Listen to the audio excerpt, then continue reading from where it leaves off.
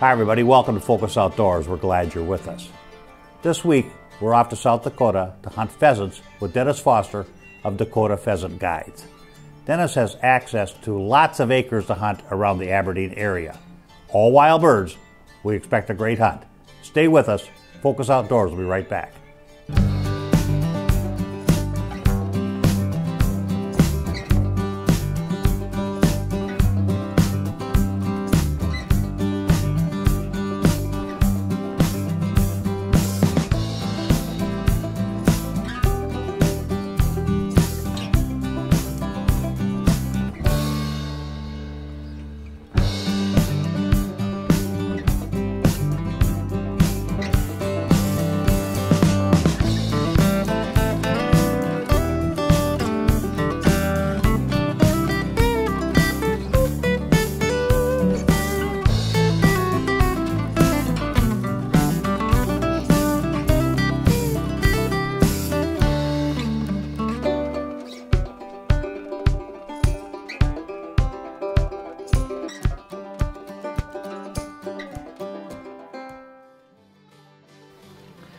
It was November, and Tom Porker was in South Dakota. Renowned for its pheasant hunting, South Dakota is an outdoorsman's dream.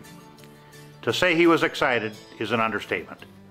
As he went out the door of the beautiful farmhouse, it was obviously he was not alone in anticipating the excitement of a great pheasant hunt. Folks were scurrying around, getting gear ready, dogs aired, etc. Joe Peterson of Peterson Probst Marketing Group was busy loading Honda ATVs onto trailers to transport us to the hunting fields.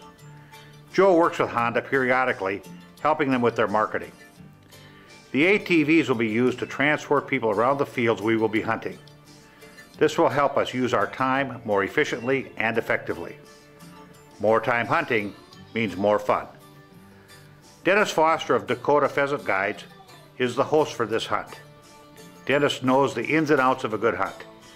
He insists on using quality equipment. That is why he chooses Honda ATVs for his guide service. Not only does he use them for his hunting operation, but also in his ice fishing expeditions. When Dennis finds equipment that meets his criteria, he sticks with it. No time for breakdowns during a busy hunting or fishing season.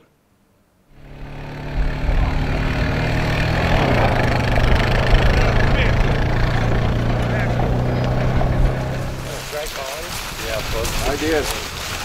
I tried it before I got here. Nellie! Come here, girl. Come on. Come here, Nellie. Come here. Nellie. We're in South Dakota, hunting the wild, wily ringneck pheasant. And I'm with Jeff Hanson, landowner here in South Dakota. Jeff, I really appreciate you letting us come down here and hunt on your property. That means the world to me. I don't get to do much pheasant hunt out in the wild. You're a full-time farmer, right, Jeff? Yep. And you help Dennis Foster a little bit, allowing people to come onto your property and do some hunting. Yep. How long have you worked with Dennis on this project? Oh, we've been working on that a few years, and I've known Dennis forever, and just a good friend of mine, and do a lot of fishing together, of course, too. Okay. And he's just a good friend, and yeah, we get together and shoot some birds. You know? Awesome, awesome. Are you, as a full-time farmer and rancher, when you leave these corners and this cover, what does that mean for you to see how the birds and the deer and the wildlife take to those areas that you're sacrificing from your income to allow this to happen? Well, I just really enjoy wildlife, and it's something that, you know, it's nice to leave a little bit, you know, we take enough from the land that we can give a little back and have some good bird hunting. That's awesome. Jeff Hanson, South Dakota. Again, thank you, Jeff. Means the world that you allow us to be here. Part of the fun hunting South Dakota is that it's a group affair. Lots of people, lots of dogs, and the dogs were flushing birds by the dozens. Every walk was very exciting. It was a walk and block extravaganza. What was nice at the end of every field is that Dennis had Hondas waiting for the hunters to take them to their next field. I'm with Dennis Foster. Dennis, we just got done hunting one of your properties down here in South Dakota. Unbelievable. All wild birds? 100%. That's great. That is absolutely great. You don't, folks, when you come to a lot of these lodges, a lot of these outfitting services, and they're telling you they're shooting 5,000, 6,000, 7,000 birds a year, no matter what they say, they're replenishing those birds with pen-raised birds. You cannot sustain that population, can you, Dennis? You're exactly right, and what most lodges are limited to is a smaller amount of acres. What I've done is I've established relationships with literally a couple dozen large landowners. So I have over 50,000 acres on tap just this season. So we can rotate amongst properties. So we're constantly hunting wild birds, and they're non-pressured birds. We rest a piece a minimum of a week, preferably 2 weeks before we ever touch a piece. Some years we have properties that don't even get touched. Lodging. You have the property. I just saw that you had the birds.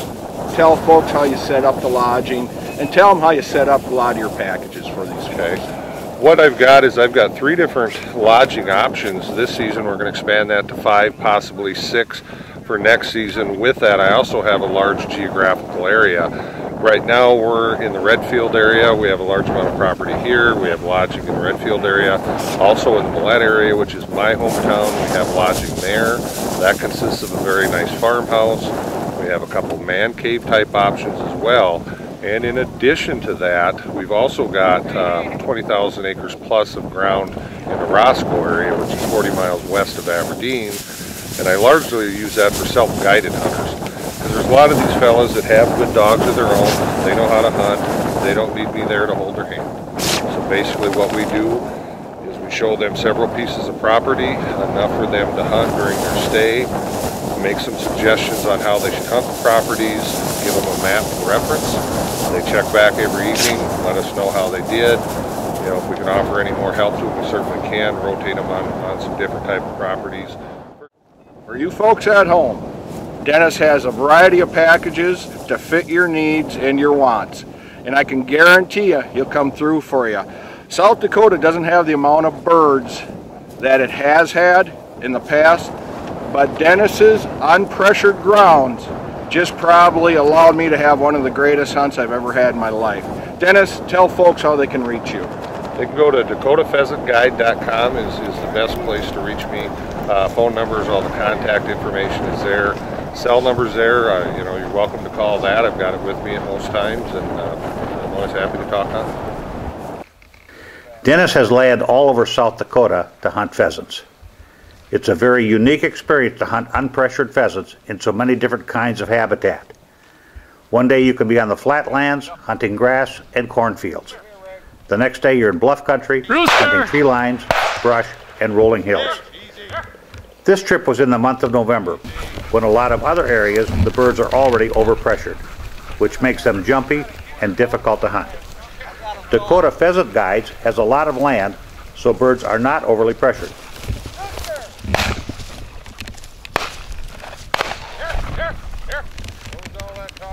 Tom noticed that we had a lot of very good dog work. The pointing breeds seem to have many solid points on both hens and roosters. The flushing breeds are putting up birds well within gun range, some so close as to make a person jump with excitement. Pondering everything Tom saw on this great hunting trip with Dennis, he feels this would be a great opportunity to get a young dog onto wild birds. You could pick the proper cover for your dog's skill level. He feels like there's nothing like wild birds to make a great gun dog. Remember, South Dakota has a ton of birds, even in down years.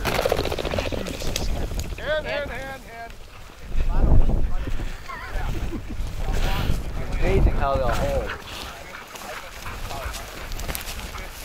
Folks, we're on day 2 of a great South Dakota pheasant hunt. As you can tell, the weather's changed and also the area's changed. We're hunting a lot of trees, a lot of low brush. Tell us what we're doing today, Dennis, would you please? Well, basically what we did is we were south of Aberdeen yesterday hunting. Due to the amount of ground that I have, we're actually 40 miles west of Aberdeen today. Okay. A little rougher country out here, a little more rolling, you know, more cattle. Right. Than there is the intensive farming, so there's more cover options. As you can see, we're in some heavy weeds here and some young trees. Right. They've also had a lot of high water issues out here lately. I saw that. That was very surprising because where we were yesterday was bone dry. Right. And when we started to come west here, the water increased per mile, it seemed like. Right, and we're in a pothole region. It has to evaporate to get out. The next piece we're going to move to is actually a piece that hasn't seen a tractor in 4 years. Wow. And Wow. we're gonna try to get in there with ATVs Okay. and access that, so there should be some decent birds in there. Okay, great. Now, we worked this shelter belt, and those birds, is it because of the weather? They were loaded up in there. Right. What was the deal today? Because there had to be 300-400 birds come out of there. Basically, they're wild birds, and they're smarter than we are most times. I think everybody that's here are all experienced hunters. We're in agreement. The wind was blowing that direction. That's where we figured we needed blockers and flankers, and I'll be darned if they didn't go the opposite. Yeah, and that's hunting. Exactly. That's hunting, yep. Exactly. And what I was surprised of, is it's fairly open in that, the actual mature trees. Those birds just booked right through there, didn't they? And they knew where to go in a heck of a hurry. Exactly. They found a lane and they got out on us. They got out on us. Lesson, folks, best laid plans, don't stick to them. And this is day 2. I lined up? Yeah.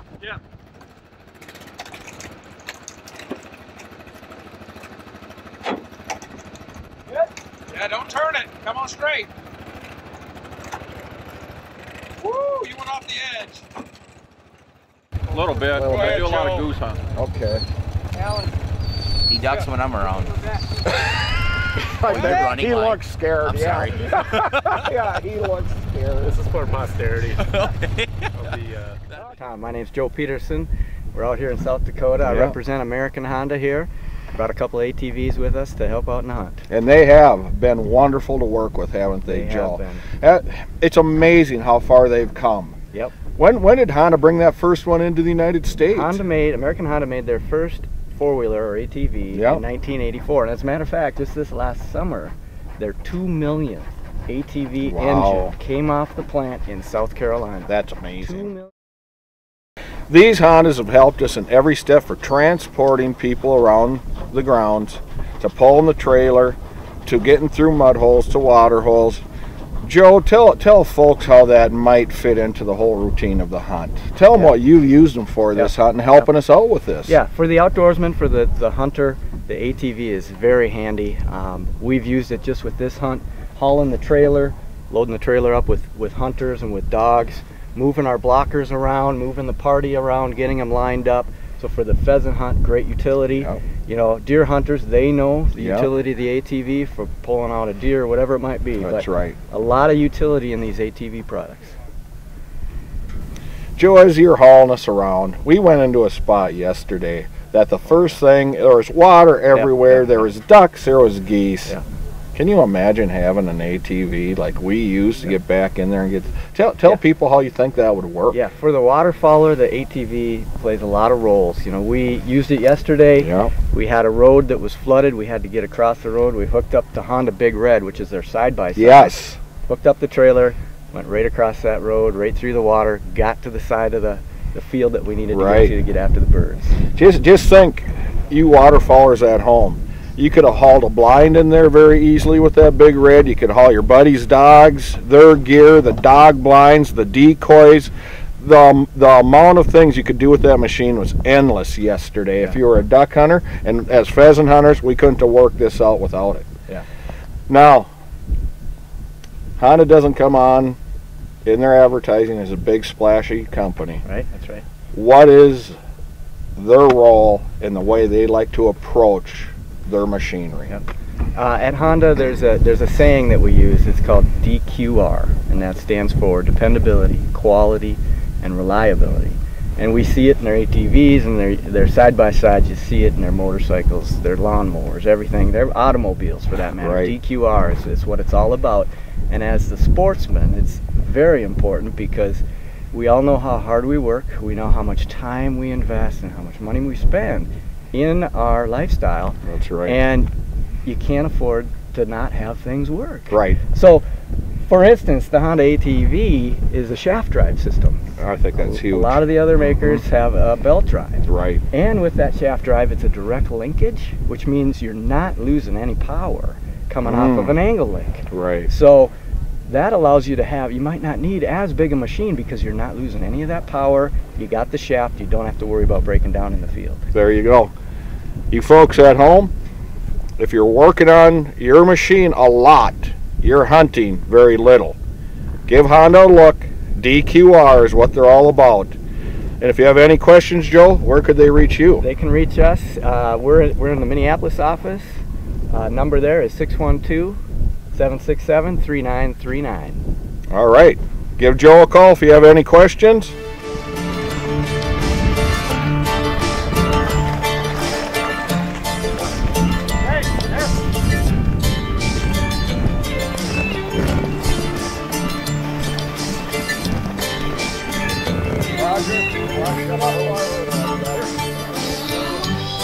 Up there 50 yards.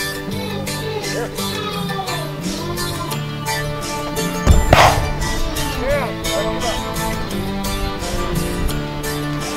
okay. Hey.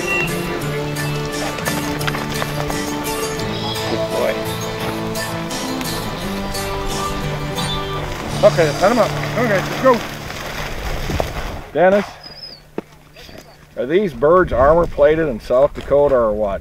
They're definitely wild. These are the real deal. They're tough birds, gamey as can be. Yeah. You're seeing that with what it's taken to knock them down. Well, folks, there's been numerous times where we've had to triple, if not quadruple, shoot these birds. And these dogs have been working fantastic. I'm going to tell you what, there's nothing like a true wild bird dog. They know how to stay in gun range. These shots are not 50-yarders. These are 10, 15-yard shots max, and these dogs are doing exceptional pinning them birds into the guns, aren't they, Dennis? You bet, you bet. This is, you know, it's just a dream for the true upland bird. It really is. It is. You know, this is no pen raise type stuff that flutters up and falls down. Yep. You know, we're working, obviously. The humans are working, the dogs are working hard, and, you know, we're needing to make good, solid shots on these birds. Yep. I'm going to tell you what, folks, if you want a true outdoor adventure, and I mean something real, that you have to, like our boys here in the background, are still hunting while Dennis and I are trying to do this for you folks at home. But we thought it's very important to stress that these are wild birds, and they are tough to bring down, and you need exceptional dogs, exceptional guns, and let's talk chokes. We've had to tighten these chokes up quite a bit. Tightened up yesterday.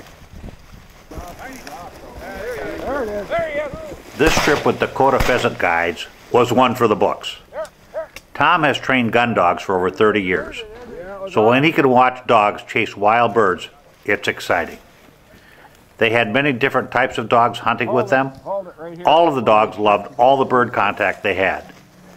People love their dogs, and it is fun to watch them interact with their canine partners. Hand, good job. Good job.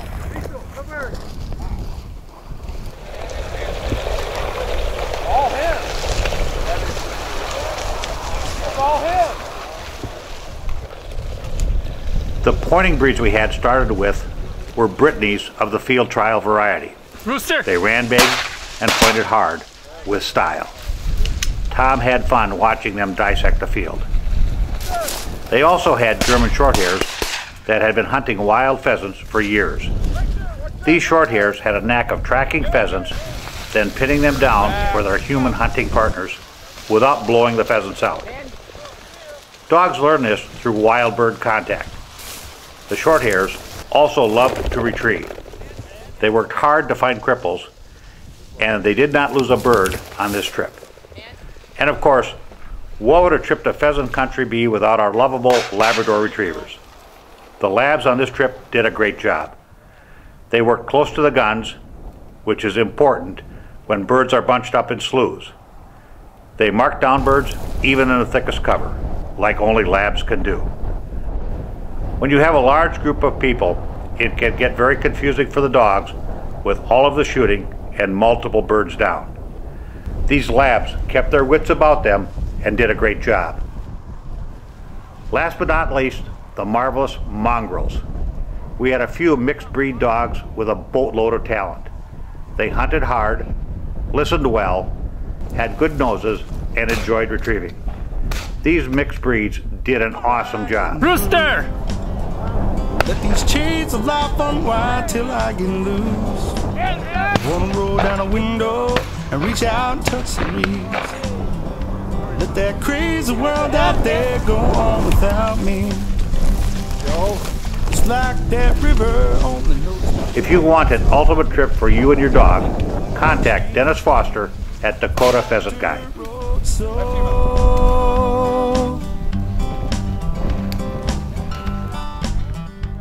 That's our show for this week, hunting wild pheasants in South Dakota. Our thanks to Dennis Foster, who put us on the birds. Remember, do these 3 things for me. 1, take a child with you on your next hunting or fishing trip. 2, generously support your favorite conservation organization. And 3, spend some time in the next week where you focus on the outdoors. For our staff, I'm Steve Hammer. Thanks for being with us. We'll see you next time when we continue the journey, making more memories. Go and find me a dirt road and get right in the groove. And let these chains of life unwind till I get loose. I wanna roll down a window and reach out and touch the reeds. And let that crazy world out there go on without me. It's like that river only knows one way to flow. Ain't never gonna change me. I've got a dirt road soul.